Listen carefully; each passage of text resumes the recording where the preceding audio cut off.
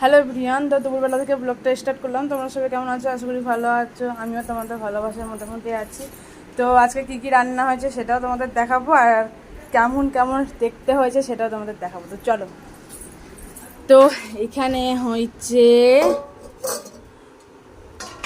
আলু ফুলকপির তরকারি। দেখো কি সুন্দর, ক্যামেরা ফোনটায় অতটা বোঝা যাচ্ছে কিনা জানি না, দেখো কি সুন্দর। আর এখানে আছে কি যেন কাবলি ছোলার আর পুনিমের তরকারি, ঠিক আছে। আর এখানে আছে বেগুন ভাজা, আর এই দেখো পায়েস, কাজু কিশমিশ দিয়ে পায়েস। আর এখানে আছে লুচি, ঠিক আছে।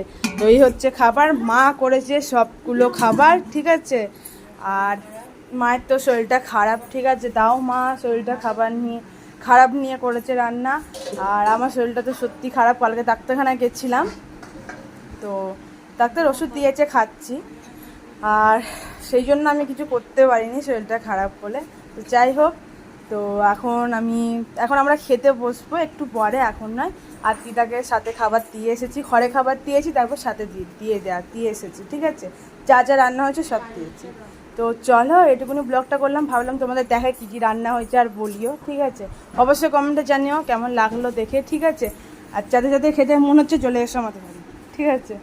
তো এটাই তো, চলো আজকে মতন সবাইকে টাটা। তোমরা সবাই খুব ভালো থেকো, সুস্থ থেকো, টাটা, বাই, লাভ ইউ।